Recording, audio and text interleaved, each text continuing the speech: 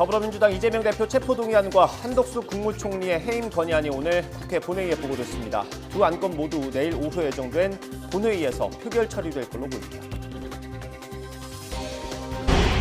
정의개혁연대 후원금을 빼돌려 쓴 혐의로 재판에 넘겨진 무소속 윤미향 의원이 2심에서 징역형 1년 6개월에 집행유예 3년을 선고받았습니다. 의원직 상실에 해당하는 형입니다. 외교부가 북러 군사협력과 관련해 주한 러시아 대사를 초치한 가운데 러시아는 군사협력 주장이 근거 없는 추측이라고 반박했습니다. 지난 주말 가을호우로 큰 피해를 입었던 남해안에 오늘과 내일 또 돌풍을 동반한 호우가 예보됐습니다. 전남 해안 지방에는 현재 호우주의보가 내려져 있습니다.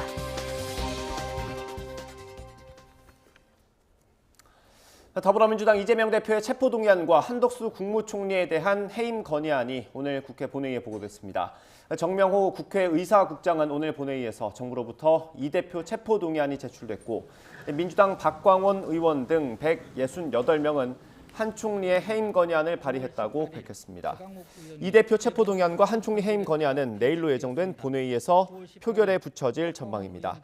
체포동의안은 보고된 때부터 24시간 이후 72시간 안에 본회의에서 무기명 표결해야 하는데 재적 의원 과반 출석에 출석 의원 과반 찬성으로 가결됩니다. 총리 해임 건의안의 가결 요건도 재적 의원 과반 출석과 출석 의원 과반 찬성으로 민주당이 과반 의석을 차지한 만큼 통과될 가능성이 큽니다. 한덕수 국무총리의 해임 건의안 표결은 전해드린 대로 내일 진행될 걸로 보입니다. 대통령을 보좌해서 내각을 지휘하는 자리이기 때문에 장관의 해임 건의안과는 무게감이 조금 다릅니다. 역대 국회에서도 총리 해임 건의안이 제출된 적이 있는데 국회를 통과한 건 한 번도 없었습니다. 화면으로 보겠습니다. 네, 가장 최근에 기억하시는 모습은 박근혜 정부 시절 이완구 총리일 겁니다. 지난 2015년 이른바 성완종 리스트 후폭풍이 정치권에 휘몰아쳤던 때입니다.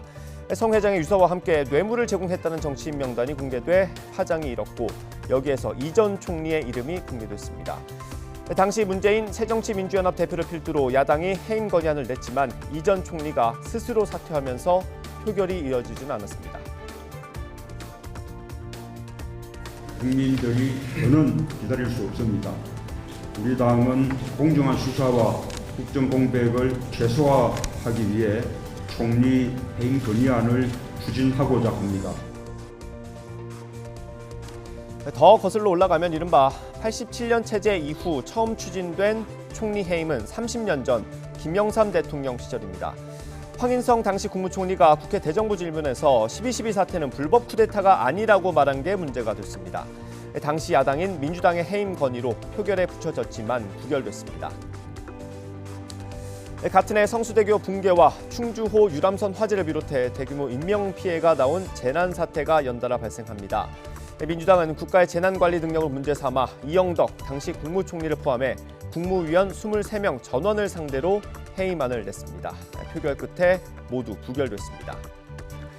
김대중 정부 시절이었던 1999년 김종필 전 총리는 내각제를 위해 연내 개헌하겠다고 약속했다가 지키지 못했고 당시 야당인 한나라당이 책임을 물어서 해임 건의안을 냈습니다. 하지만 여당이 대거 퇴장하면서 의결 종족수 미달로 자동 폐기됐습니다. 2년 뒤인 이한동 총리 시절에도 한나라당은 대우자동차 노동자 파업을 과잉 진압했다며 해임안을 냈고 시한 내 이뤄지지 않아서 자동 폐기됩니다. 다음은 정권 교체로 공수가 바뀐 이명박 정부 때입니다. 김황식 총리를 상대로 민주통합당이 한일 군사정보보호협정을 밀실에서 합의했다고 주장하며 제출한 해임 건의안. 역시 여당인 새누리당이 본회의장을 떠나면서 정족수 부족으로 폐기됐습니다. 87년 이후 본회의 표결에 붙여졌다가 부결됐던 게 2번, 나머지는 모두 폐기됐습니다. 하지만 이번 한덕수 총리 해임 건의안은 거대 야당의 주도로 본회의에 붙여졌습니다. 야당의 숫자가 과반을 넘는 만큼 본회의에서 가결될 가능성이 있습니다. 다만 해임 건의안이 국회에서 통과가 된다고 해도 윤석열 대통령은 거부할 수 있다는 점에서 실효성에는 의문이 제기됩니다. 국민의힘은 내일로 예상되는 민주당 이재명 대표 체포동의안 표결과 관련해 이 대표가 직접 의원들에게 가결을 요구하고 당당하게 법원 영장실질심사에 임해야 한다고 촉구했습니다. 유상범 수석 대변인은 오늘 논평에서 이재명 대표는 지난 6월 국민에게 불체포 특권을 포기하겠다고 약속하지 않았느냐며 이같이 밝혔습니다. 이어 민주당을 향해선 이 대표 단식 동정 여론에 기대 부끄러움도 없이 방탄을 위한 체포동의안 부결만 외치고 있다며 염치 따위는 남아있지 않은 모습을 보인다고 비판했습니다. 더불어민주당 박광원 원내대표는 신원식 국방부 장관 후보자가 과거 이완용에 대해 어쩔 수 없는 측면도 있었던 게 사실이라고 언급한 데 대해 매국노를 옹호한 망언이라며 국민의힘의 지명 철회를 요구할 것을 촉구했습니다. 박 원내대표는 오늘 원내대책회의에서 신 후보자는 우리나라가 저행했다 하더라도 국력 차이가 너무 현저해 독립을 유지하기 어려웠다는 친일 사관을 지닌 거로 확인됐다며 이같이 말했습니다. 이어 대통령의 3.1절 기념사에 이어 통일부 장관의 망언까지 식민사관이 이 정부 국정운영의 이념적 배경이 돼 있는 건 아닌지 국민이 심각하게 우려한다고 덧붙였습니다. 박 원내대표는 또 대법원장 후보자는 위안부가 자발적 매춘이냐는 질문에 잘 모른다고 답변하는 어처구니 없는 일도 벌어졌다며 앞으로 대한민국 공직자 후보 인사검증 기준에 대한민국의 정통성과 역사의식을 1순위로 포함해야 할 지경이라고 비판했습니다. 문재인 전 대통령이 9.19 평양 공동선언 5주년 기념 행사에서 진보 정부에서 안보, 경제 모두 월등히 좋았다고 언급한 데에 대해 대통령실은 굴종적으로 겉으로 보이는 한산한 평화로운 상황이 평화가 아니라고 반박했습니다. 대통령실 고위 관계자는 미국 뉴욕 현지 브리핑에서 이같이 말하고 압도적 힘에 의해 구축하는 평화가 진정한 평화라고 강조했습니다. 또 김대중 정부 때 서해 교전에서 싸워 이긴 장병들을 퇴진시킨 어이없는 일이 있었고 노무현 정부 때 1차 핵실험이 발생했으며 문재인 정부에선 북한 핵과 미사일 개발이 가속화됐다고 주장했습니다. 9.19 군사합의 효력 정지 가능성에 대한 질문에는 윤석열 정부 출범 이후 북한의 공공한 합의 파기와 의도적 도발로 여러 문제점을 직시하고 있다며 북한이 어떤 행동을 할지 관찰한 뒤 적절한 시점에 필요하다면 판단하겠다고 밝혔습니다. 유엔 총회에 방문하기 위해 미국을 방문하고 있는 윤석열 대통령이 방문 이틀째에도 릴레이 양자회담을 통해 부산 세계박람회 홍보전에 주력했습니다. 부인 김건희 여사도 부산 홍보에 힘을 보탰습니다. 조은지 기자입니다. 2030 부산 세계박람회 유치를 위한 윤석열 대통령의 릴레이 회담은 뉴욕 방문 이틀째에도 계속됐습니다. 엑스포 총력 전엔 부인 김건희 여사까지 가세했습니다. 윤 대통령은 취임 후 처음으로 가나 아쿠포아도 대통령과 만났고 부부 동반 오찬까지 함께하며 부산을 알렸습니다. 윤 대통령은 가나는 서아프리카 민주주의 모범국가로 우리의 평화 안보에 중요한 파트너라고 강조했고 아쿠포아도 대통령은 북한의 불법적인 핵미사일을 규탄하고 안보와 관련해 한국을 적극 지지한다고 밝혔습니다. 김건희 여사는 또 외신 기자들을 상대로 부산의 역사와 매력을 소개하며 독자 홍보전에도 팔을 걷어붙였습니다. 부산의 음식 문화를 상징적으로 보여주는 포장마차에서 해물파전과 떡볶이도 시식했습니다. 해양도시 부산은 한국 경제의 테두리였고 우리 경제의 어머니와 같은 도시입니다. 폐허에서 일어나 최고의 디지털 첨단 산업을 키운 우리의 경험을 국제사회와 함께 나눔으로써 우리가 어려울 때 받은 도움을 돌려드리고 싶습니다. 뉴욕 도착 첫날부터 9개 나라와 마주 앉는 광폭 행보를 했던 윤 대통령은 이튿날에도 아프리카 최초 수교국인 코트디부아르 부통령을 접견했고 모나코와 수리남, 레소토, 벨리즈 등과 숨가쁘게 정상회담을 진행했습니다. 뉴욕 방문 사흘째이자 하이라이트로 꼽히는 내일 새벽 윤 대통령은 유엔 총회 기조연설을 통해 북한과 러시아 군사협력에 대한 경고 메시지와 국제사회 연대를 호소할 예정입니다. 뉴욕에서 YTN 조은지입니다.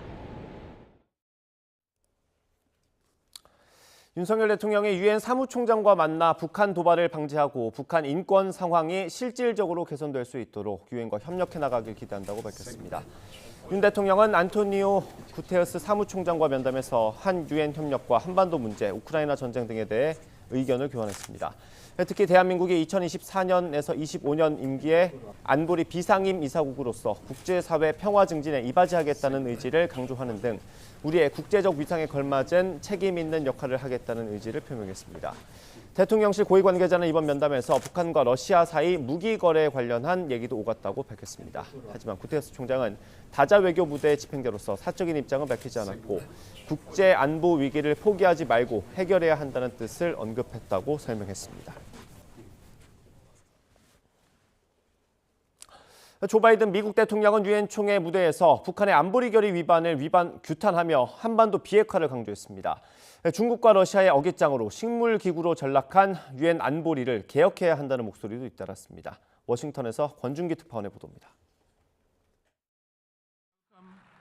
조 바이든 미국 대통령은 우크라이나 전쟁에 책임이 있는 건 러시아 하나라며 강도 높게 비판한 반면 중국과는 갈등을 추구하지 않는다는 입장을 분명히 했습니다. 20분가량 연설에서 북한에 대한 언급도 빠뜨리지 않았습니다. 북한의 안보리 결의 위반을 비판하며 외교적 해법을 강조했습니다. We condemn the DPRK's continued violation of UN Security Council resolutions, but we are committed to diplomacy that will bring about the denuclearization of the Korean Peninsula. 북한 도발과 우크라이나 전쟁 등 주요 쟁점에서 종이 호랑이 신세로 전락한 유엔 안보리 개혁 문제도 꺼내들었습니다.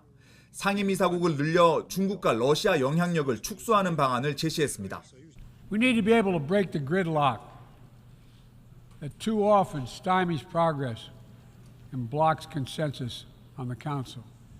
We need more voices, more perspectives at the table. 유엔 사무총장도 개막 연설에서 안보리 개혁이 필수라고 강조했습니다. But the alternative to reform is not the status quo. The alternative to reform is further fragmentation. It is reform or rupture. 에르도안 튀르키예 대통령은 안보리가 상임이사국의 전쟁터가 됐다며 상임이사국 확대 필요성에 힘을 실었습니다. 유엔 총회 연단에 처음 선 젤렌스키 우크라이나 대통령은 침략 전쟁 당사자가 유엔에 버젓이 자리를 지키고 있는 현실을 비판했습니다. Many seats in the General Assembly Hall may become empty if Russia succeeds with its treachery and aggression. 유엔 안보리를 개혁해야 한다는 목소리가 잇따르고 있지만 문제는 방법론입니다. 상임이사국을 늘린다고 해서 문제가 해결될지 또 거부권을 쥔 중국과 러시아 반대를 어떻게 해소할지 등 풀어야 할 과제가 적지 않은 게 현실입니다. 워싱턴에서 YTN 권준기입니다.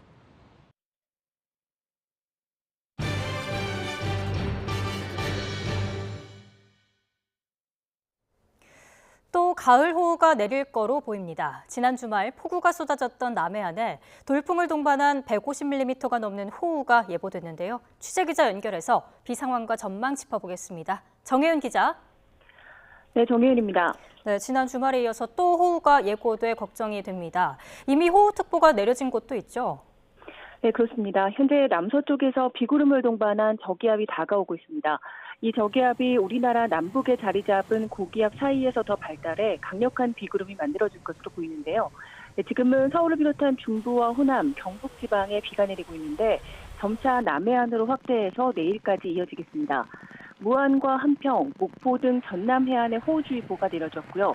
흑산도, 홍도에는 호우주의보와 강풍주의보가 동시에 발령됐습니다.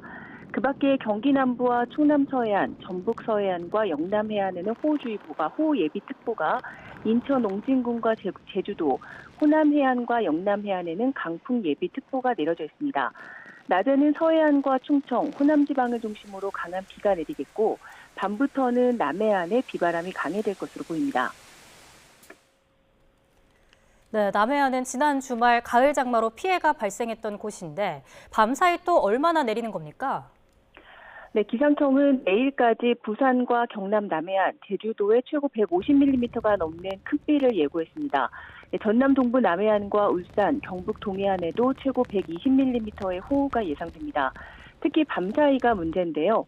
비구름이 강하게 발달하면서 남해안과 경북 동해안에는 시간당 30에서 60mm의 국지성 호우가 쏟아지겠습니다.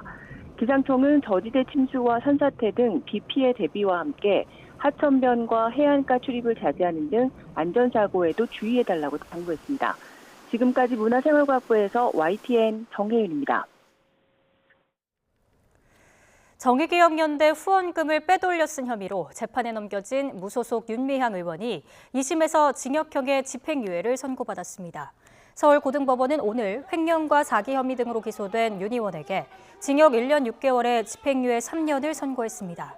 재판부는 윤 의원이 국가보조금을 허위로 타내는 방법으로 국가 재정에 손실을 줬고 위안부 피해 할머니 조의금으로 모은 기부금을 목적과 다르게 쓰는 등 성숙한 기부문화 조성을 방해했다고 판단했습니다. 특히 고 김복동 할머니 조의금 명목으로 기부받은 1억 3천여만 원을 조의금과 관련 없는 정의기억연대 사업 지원 등에 사용했다며 1심이 인정한 1,700만 원보다 4배 넘게 많은 8천여만 원을 업무상 횡령액으로 인정했습니다. 윤 의원은 판결 직후 2심 판결을 인정할 수 없다며 대법원에 상고하겠다는 뜻을 밝혔고 횡령하지 않았다는 입장도 여전하다고 밝혔습니다. 윤 의원은 2015년부터 관할 관청에 등록하지 않은 채 단체 계좌로 41억 원의 기부 금품을 모집하고 고 김복동 할머니 장례비 등 1억 7천만 원을 개인 계좌로 모은 혐의 등으로 기소됐습니다.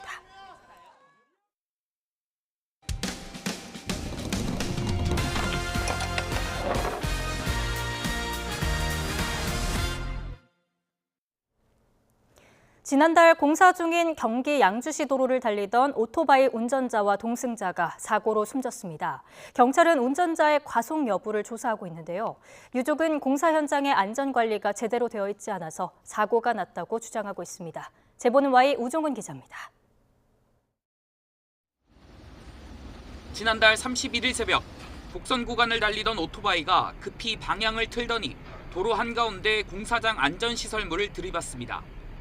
오토바이에 타고 있던 2명은 그대로 튕겨나가 전봇대에 부딪혔고 어깨와 머리를 심하게 다쳐 모두 숨졌습니다.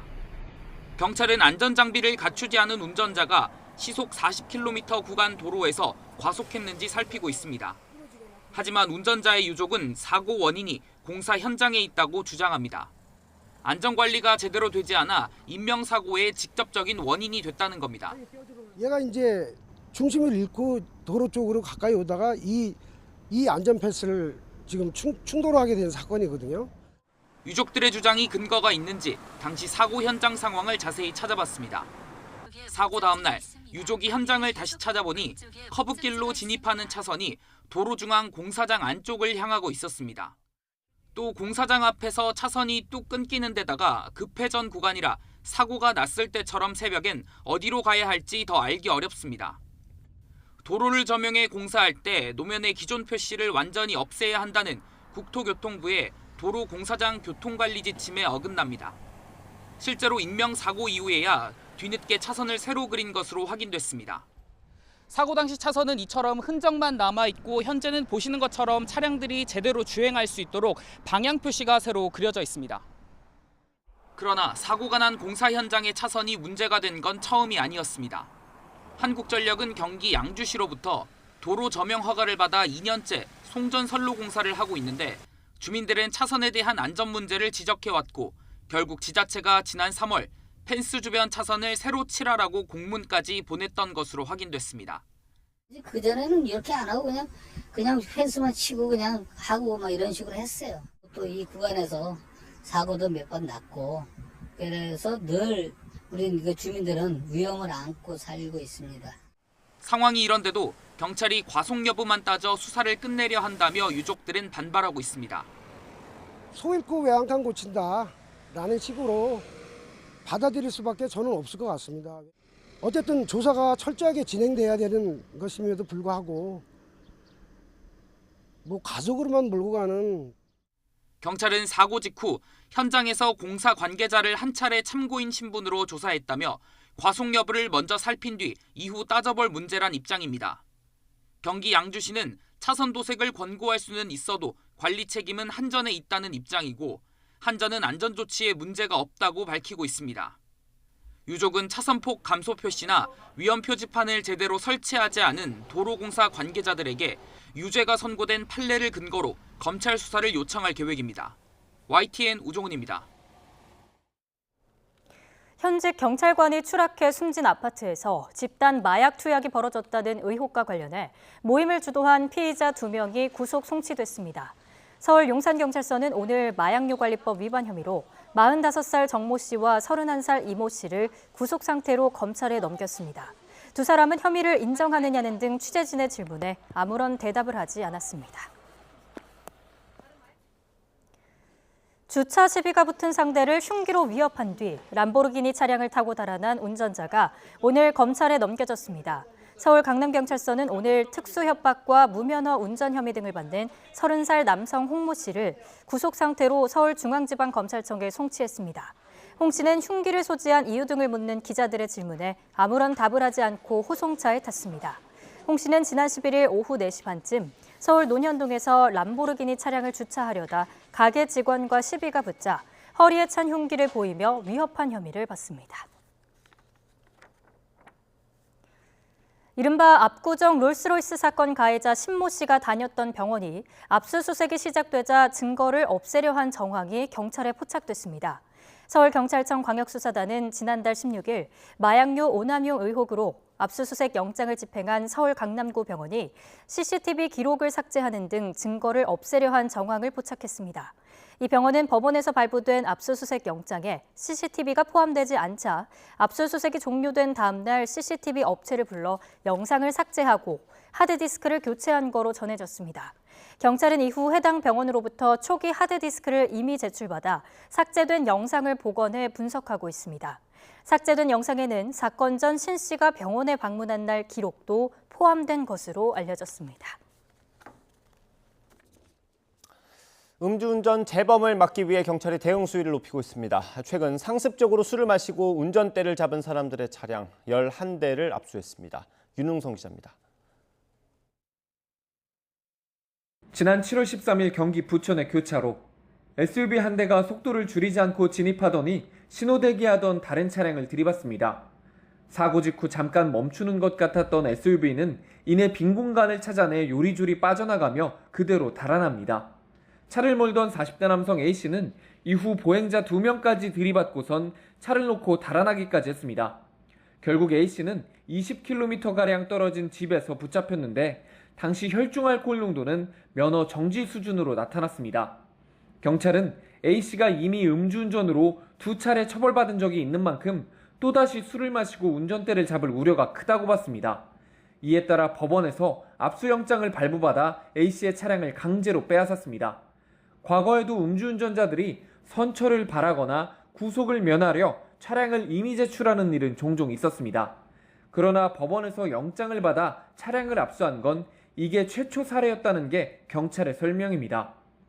그 술에 취한 상태에서 달리는 자동차는 그 자체가 위험한 흉기와 같기 때문에 미리 압수해서 또 다른 사고가 재발되지 않게끔 국민의 생명과 안전을 지키기 위한 강제 처분에 해당한다고 볼 수 있겠습니다. 검경 합동 음주운전 근절 대책에 따라 지난 7월부터 2달 동안 이런 식으로 압수된 차량은 전국에서 11대. 경찰은 앞으로도 음주운전 재범 가능성이 있거나 운전자가 차량을 임의 제출하지 않는 경우 적극적으로 압수를 진행하겠다고 밝혔습니다. YTN 윤웅성입니다. 어린이 보호구역에서 만취 상태로 운전하다가 9살 배승아 양을 숨지게 하고 다른 초등학생 3명을 다치게 한 60대 전직 공무원에게 검찰이 중형을 구형했습니다.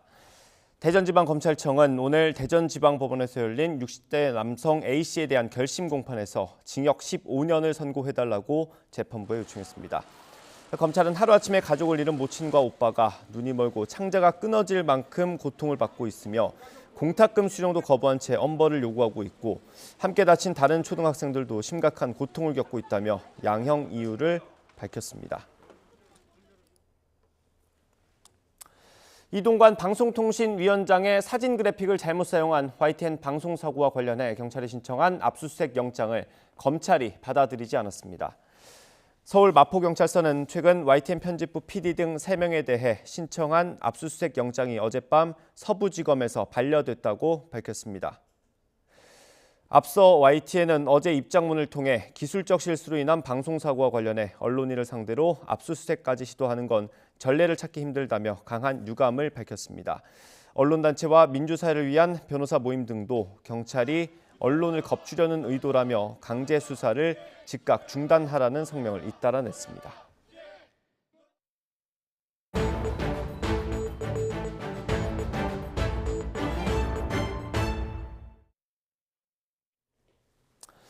수능 문제를 냈던 출제위원이 문제를 만들어 학원에 판다는 소문이 사실로 드러났습니다. 무려 5억 원 가까이 받은 교사도 있었는데 양심을 판 교사 앞에 수능 공정성을 위한 비밀 유지 서약은 아무런 소용이 없었습니다. 취재기자 연결합니다. 김연아 기자. 네, 사회정책부입니다. 네, 이번에 현직 교사 24명이 적발됐다고 들었습니다. 근데 5억 원 가까이 받은 교사도 있다던데 이게 어떻게 된 겁니까? 네, 우선 사건을 정리하면 학원에 문제를 판 현직 교사 가운데 24명이 수능 또는 모의평가에 출제위원으로 참여했다는 겁니다. 교육부는 이 중에 문제를 내고 수능 출제위원으로 참여했던 교사 4명은 즉시 고소하고 이들 중 2명을 포함해 22명은 수사 의뢰했습니다. 이들 가운데는 억대 돈을 받은 교사도 다수였고 최대 5억 원 가까이 챙긴 사람도 있었다고 교육부는 전했습니다.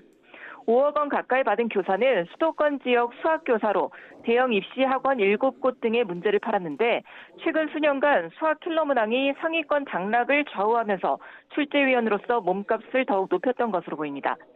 하지만 이렇게 거액을 받아 챙기면서도 24명 중에 영리행위 겸직 허가를 받은 교사는 단 2명에 불과했습니다. 5억 원 가까이 받은 교사 역시 마찬가지였는데요. 대부분 몰래 문제팔이를 하면서 거액을 챙긴 겁니다. 네, 앞서 말씀드린 것처럼 모두 24명이 적발됐는데 왜 4명만 고소한 겁니까? 네, 해당 교사들이 문제를 판 시점과 출제위원으로 일한 시점에 차이가 있습니다. 고소된 4명은 학원에 문제를 낸 뒤에 수능 또는 모의평가 출제위원으로 참여했고 반대로 수사 의뢰된 22명은 출제위원으로 일한 뒤에 학원에 문제를 팔았습니다. 즉 고소된 4명은 출제위원 자격심사에서 거짓말을 해서 잘못된 출제위원을 뽑게 했기 때문에 수능시험 업무 방해 혐의로 즉각 고소가 가능했고 22명은 출제위원 뒤에 문제를 팔아서 출제위원으로 일하기 위해 작성했던 비밀 유지 의무 및 참여 경력을 이용한 영리행위 금지 서약을 위반한 것으로 보이는데 이에 대해서는 출제 과정에서 인지한 모든 사실을 비밀로 한 채 별개의 문제를 팔았다거나 경력을 내세우지 않고 활동했다는 등의 방어도 가능해서 이들이 어떻게 학원 측과 접촉하게 됐고 어떤 문제를 냈는지 등에 대해서 추가 수사 의뢰를 하게 된 겁니다.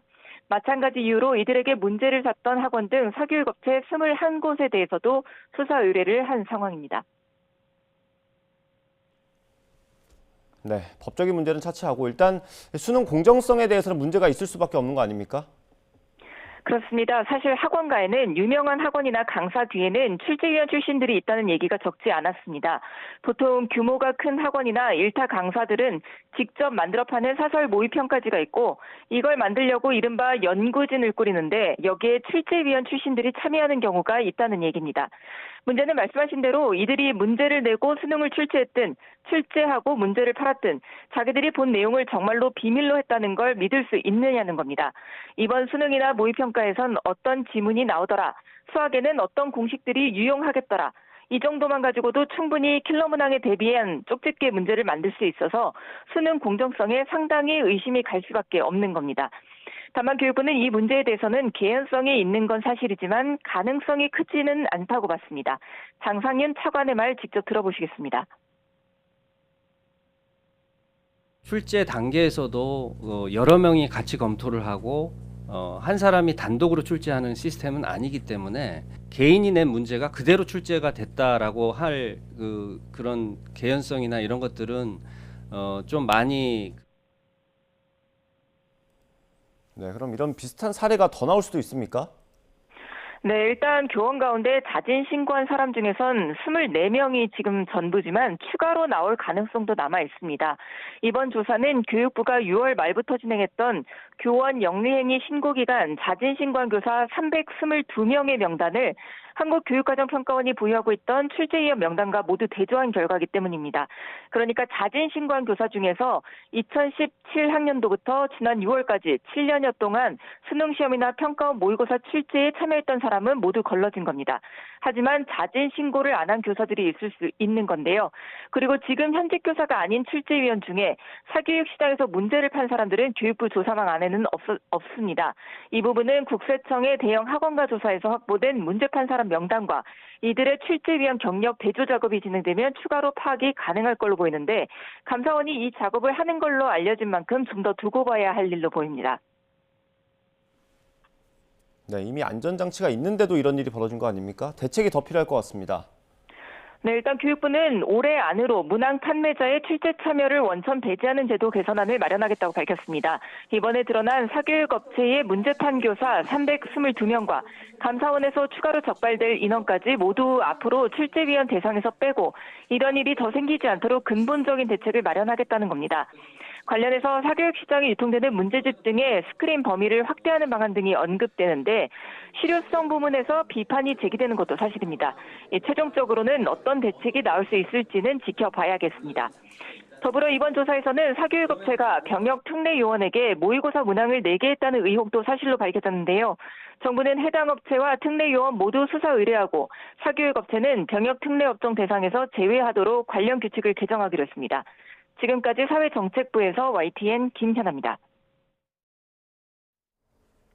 국제 유가가 다시 오르면서 다음 달부터 적용될 4분기 전기요금이 관심입니다. 한전의 재무 상황을 봐서는 요금을 올려야 하지만 추석 연휴를 앞두고 인상 결정이 쉽지 않아 보입니다. 박홍구 기자입니다. 한전은 4분기를 앞두고 전기요금 산정을 위한 기초자료를 정부에 제출했습니다. 하지만 이번 달 기한 내에 4분기 전기요금이 결정되기는 힘들 것으로 보입니다. 전기료 인상이 불가피하지만 물가 상승에 미치는 영향이 커서 정부는 신중할 수밖에 없습니다. 올해 이미 2차례 전기요금을 올렸지만 고환율과 연료비 상승 때문에 한전의 재정 상황은 여전히 어렵습니다. 발전사에서 전기를 구입한 가격과 소비자에게 파는 가격의 차이가 6월엔 31원까지 올라갔으나 7월엔 7원대로 떨어졌습니다. 여기에다 최근 국제 유가가 급등하고 동절기를 앞두고 국제 LNG 가격도 올라갈 것으로 보여 4분기에는 전기를 팔면 팔수록 손해가 커지는 역마진 구조가 재현될 것으로 보입니다. 우리나라에 들어오는 천연가스는 유가 연동용으로 상당히 많이 들어오기 때문에 그 유가가 오르면 국내에 들어오는 천연가스 가격도 오르게 되어 있습니다. 결국 그 한전의 전력 구입비가 4분기에는 크게 늘어날 수밖에 없는 구조이고요. 더구나 내년 4월 총선까지 앞두고 있어 추석 연휴 전에 전기요금 인상을 발표하기는 쉽지 않아 보입니다. 올해 초 난방비 폭탄 이후 2분기 전기요금은 한 달 반이나 인상이 지연됐고 한전 사장이 물러나는 등 진통을 겪었습니다. 하지만 현재 한전의 누적 적자는 48조 원에 달해 연말로 갈수록 채권 발행을 통한 자금 조달에 차질이 생길 수 있습니다.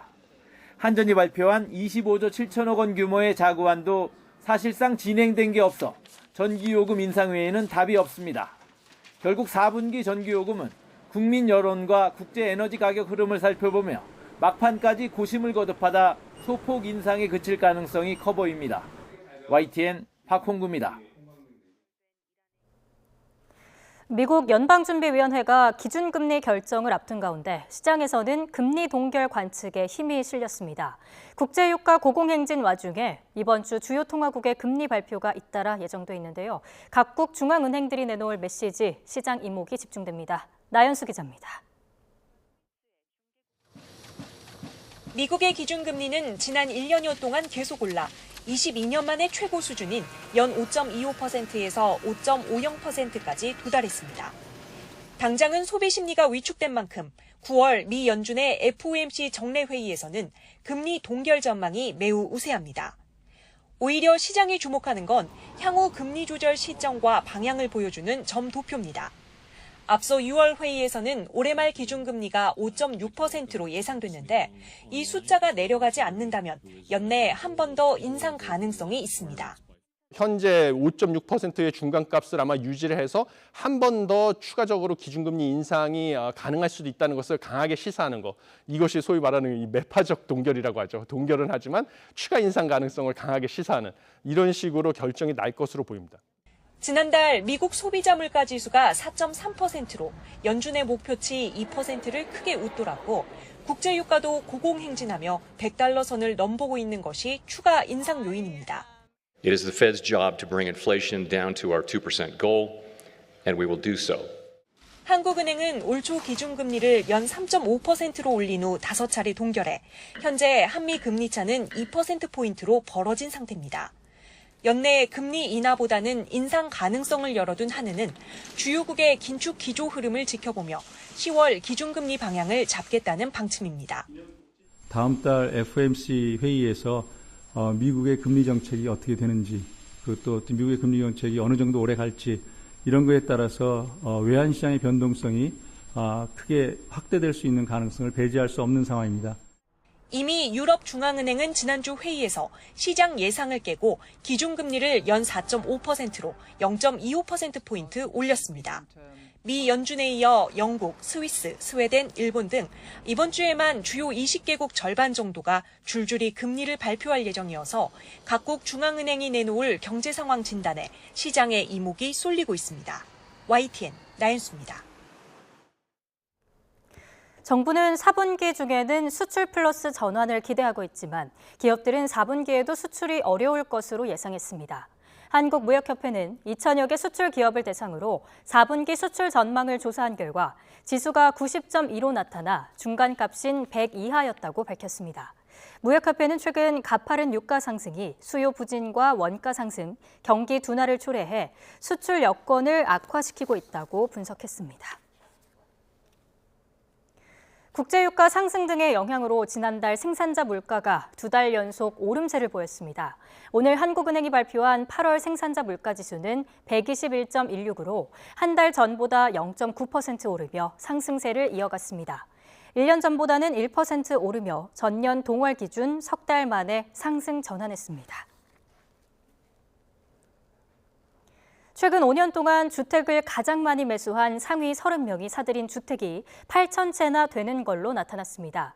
더불어민주당 민홍철 의원이 국토교통부로부터 받은 자료를 보면 지난 2018년부터 올해 6월까지 전국에서 주택을 가장 많이 사들인 30명이 구매한 주택은 모두 7,996채로 매수액은 1조 1,962억 원에 달했습니다.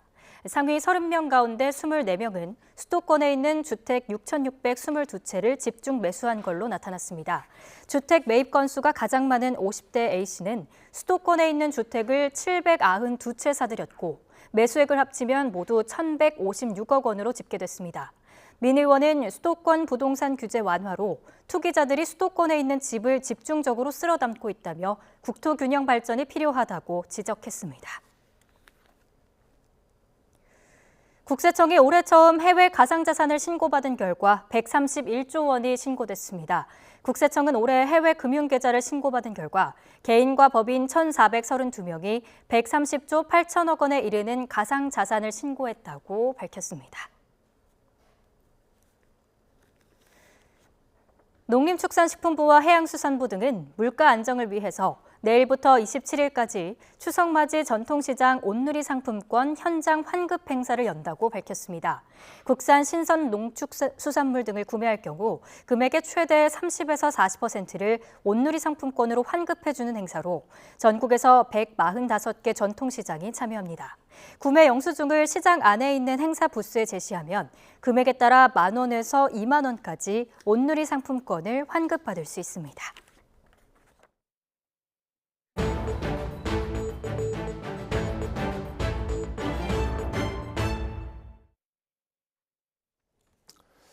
우리나라에 묶였던 이란의 석유 수출 대금이 모두 이란으로 넘어갔습니다. 이란과 관계에 큰 걸림돌은 제거가 됐는데 이란이 환율 때문에 손해를 봤다면서 소송을 낼 걸로 알려졌습니다. 취재기자 연결합니다. 조수영 기자. 네, 외교부입니다. 네, 4년 만에 동결 자금 문제가 해결이 된 겁니다. 그 과정을 좀 설명해 주시겠습니까? 네, 미국의 대이란 제재로 60억 달러, 8조 원에 이르는 이란의 석유 수출 대금이 4년 넘게 국내 계좌에 묶여 있었는데요. 이 돈이 스위스 계좌를 거쳐 카타르 은행의 이란 계좌로 모두 이전됐습니다. 카타르의 중재로 미국과 이란이 수감자들을 5명씩 맞교환하기로 하면서 한국 내 동결자금 문제가 마침내 해결된 겁니다. 동결자금은 서방과 이란의 관계 악화로 촉발됐지만요. 이란이 그동안 우리나라의 자금 해제를 압박하며 양국 관계에 악재로 작용했는데요. 외교부는 동결자금 이전을 계기로 한이란 관계가 보다 발전돼 나가길 기대한다고 밝혔습니다. 양국 관계 정상화에 가장 큰 장애물이 제거됐다는 평가인데 해결되기까지 쉽지 않은 과정이었습니다. 우리나라 외환시장 구조상 달러 경유 없이는 환전이 불가능한데 국내 은행에 예치된 이란의 원화 자금을 카타르 은행에 개설된 이란의 유로화 계좌로 옮겨야 했기 때문인데요. 따라서 정부는 당사국인 미국, 이란과 고위급 소통을 이어가는 것은 물론이고 이란 자금의 최종 수탁자인 카타르 그리고 스위스 등 자금 중개국들과도 상당 기간 긴밀히 협의해야 했습니다. 외교부 당국자는 정부가 스위스의 중개국으로 참여하도록 요청했다며 이번 자금 이체 과정은 여러 종류의 통화와 유관국, 제재까지 얽혀 있어서 기술적으로 복잡했다고 설명했습니다. 네, 근데 이 갈등이 완전히 끝난 게 아니라고요. 네, 그렇습니다. 돈을 받은 이란은 그동안 환차손과 이자를 손해봤다는 입장입니다. 이란 중앙은행 총재는 계좌 접근 제한과 원화 가치 하락에 대해 한국 정부에 소송을 제기하는 방안을 추진하고 있다고 밝혔는데요. 2019년과 지금의 환율을 비교했을 때 원화 가치가 떨어져서 손실을 봤으니 차액을 물어내라는 겁니다. 이란 언론 매체에 따르면 지연이자와 환차손을 합쳐서 우리 돈으로 9천억 원이 넘는 돈을 추가로 받아야 한다는 주장입니다. 만약에 이란이 우리 정부를 상대로 법적 절차를 진행할 경우 향후 양국 관계에 또 다른 변수가 될 수 있을 것 같습니다. 네, 그럼 우리 정부 입장은 어떻습니까? 네, 외교부는 이란이 추가 손실 보전을 거론하는 것은 관련국 간 합의 취지에 맞지 않는다고 밝혔습니다. 동결자금 이전과 관련한 모든 세부 사항은 이란을 포함한 관련국들과의 합의를 바탕으로 이루어졌다는 설명인데요. 사전에 합의한 이자 지급이 이미 이루어졌고 미국의 제재로 발생한 자금 동결 상황인 만큼 우리 정부의 법적 책임을 묻기는 쉽지 않아 보입니다. 하지만 이란은 금전적 손해를 봤다는 입장이다 보니 이 문제가 또 다른 갈등의 불씨가 되지 않도록 외교적 소통은 필요해 보입니다. 이런 가운데 이란에 물품을 수출한 우리나라 기업이 미국의 대이란 제재로 이란 기업으로부터 받지 못한 수출 대금 문제도 남아 있습니다. 미수금 문제를 해결하려면 이란, 미국 양측과 협의를 거쳐야 하는 만큼 이를 돌려받기까지 상당한 시간이 걸릴 것이라는 전망이 나옵니다. 수입 기업이 아직 존재하는지도 확인해야 하고요. 이란 정부가 동결 자금으로 한국 기업에 미수금을 지급하는 것을 허가해야 하며 제재 예외를 받기 위해서는 미국과 협의도 해야 하기 때문이죠.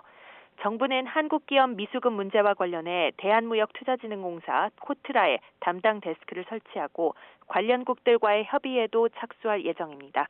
지금까지 외교부에서 YTN 조수연입니다.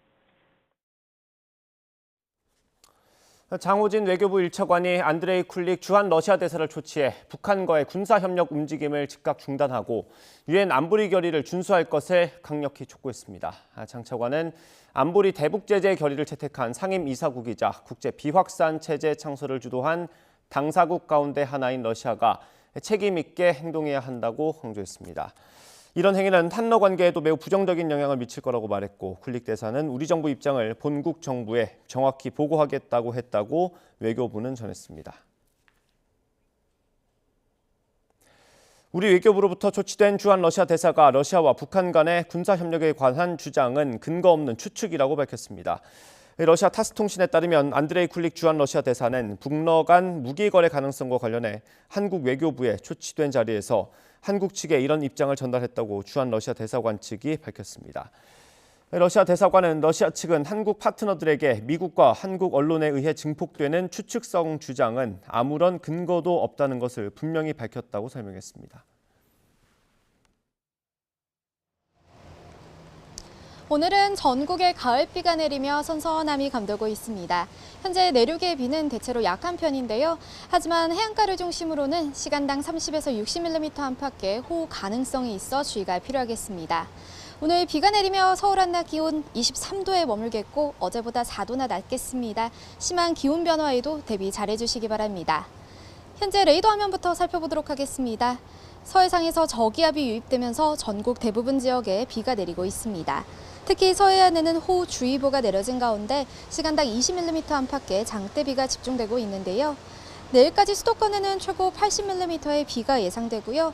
특히 서해안과 동해안에는 최고 120mm 이상, 경남 남해안과 제주 산간에는 최고 150mm 이상의 많은 비가 내리겠습니다. 낮 동안에는 서해안과 충청, 호남 지방에, 밤부터는 남해안에 벼락과 돌풍을 동반한 국지성 호우가 예상됩니다. 산사태나 저지대 침수 등 추가 비 피해가 발생하지 않도록 각별히 유의하시기 바랍니다. 오늘은 전국에 비가 내리며 낮 동안에도 선선합니다. 서울 23도, 광주와 대구 25도로 어제보다 3에서 5도가량 낮겠습니다. 비는 내일 오전에 수도권과 영서 지방부터 그치기 시작하겠고요. 제주도만 모레 아침까지 비가 이어지겠습니다. 이후 내륙은 맑고 일교차 큰 가을 날씨가 이어질 전망입니다. 오늘 밤사이 집중 호우가 예상되는 남해안과 제주도에는 초속 20m 이상의 강한 바람도 몰아치겠습니다. 시설물 관리와 안전사고에 각별히 유의하시기 바랍니다. 지금까지 YTN 원희다입니다. 이상으로 뉴스 앤 이슈 마치겠습니다. 잠시 뒤에 더 뉴스가 방송됩니다. 시청해주신 여러분 고맙습니다.